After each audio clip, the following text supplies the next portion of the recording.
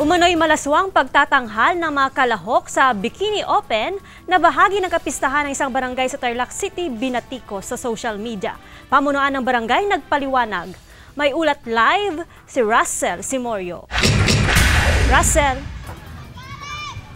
Joanne, naka-hot seat ngayon ang mga opisyal ng Barangay Maligaya dyan nga sa may Tarlac City. At paano ba naman kasi nung nagsagawa sila ng kanilang piyesta ay nahaluan daw ito ng kalaswaan ng isagawa itong Bikini Open competition.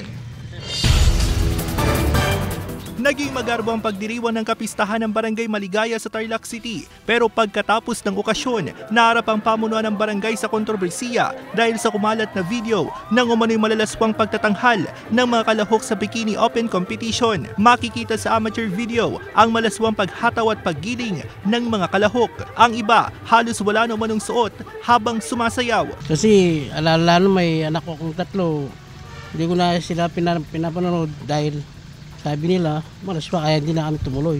Umani ng batikos mula sa mga netizen ang insidente lalo't may mga batang nanonood. Paliwanag naman ng barangay, di raw nila kontrolado ang magiging takbo ng programa. Inabisuhan din daw ang mga manonood na rated SPG ang programa. Ibig sabihin, hindi ito angkop sa mga batang manonood. Hindi namin alam na doon sa last part na magkakaroon ng showdown, hindi namin alam na ganun pala yung mangyayari. Kaya doon sa part ng council, kung alam lang ng council na mangyayari yun, hindi papayagan. Lagi nagpapaalala ang MC na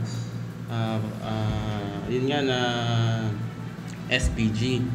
Kaya yun, hindi namin expect talaga na merong ganong sitwasyon na mangyayari. Ipinakita namin sa City Social Welfare and Development Office ang nakuhang video. Kinundina ng tanggapan ng nangyaring kompetisyon na may malaswang tema. Isa raw itong paglabag sa Republic Act 7610 o Special Protection of Children Against Abuse, Exploitation, and Discrimination Act.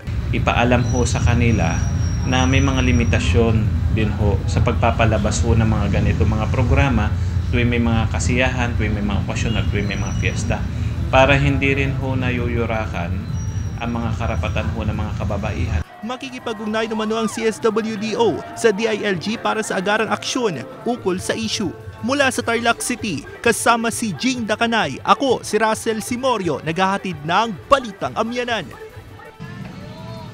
Joanne, bukas nakatakdang magtungo naman ang mga tauhan ng City Social Welfare and Development Office sa may tanggapan ng Barangay Maligaya para kausapin itong mga barangay officials at pagpaliwanagin. At lalo't ipinaglalaban daw ng tanggapan itong karapatan ng mga kababaihan at karapatan ng mga kabataan. At nagpahayag din ng pagkondina ang lokal na pamahalaan sa Facebook post ng alkalde ng lungsod. Sinabi niya na ipapatawag itong mga barangay officials at magsasagawa din ng investigasyon. Joanne. Russell, doon sa video na nakita natin, halos katiting na lang itong suot ng mga kalahok. Marami naman kasing aktibidad na maaring ilatag para sa kapistahan. Pero bakit daw ito ang napili ng Barangay Council at ni Barangay Chairman? Baka naman, Russell, personal na interest na itong inisip nga ng pamunuan ng barangay. Joanne, alam mo, ang sagot siya ng pamunuan ng barangay, nakausap kasi natin sila kanina, ang sabi ay yan daw yung resulta ng kanilang pag-uusap o yung kanilang meeting bago pa man itong kanilang barangay fiesta. At ito yung kanilang naisip na contest para daw sumaya at para maligayahan itong mga residente. At pero ganun pa man, nagbigay pa rin sila ng paumanhin sa publiko at hindi na umano mauulit itong ganitong klaseng contest. Joanne. Maraming salamat, Russell Simorio.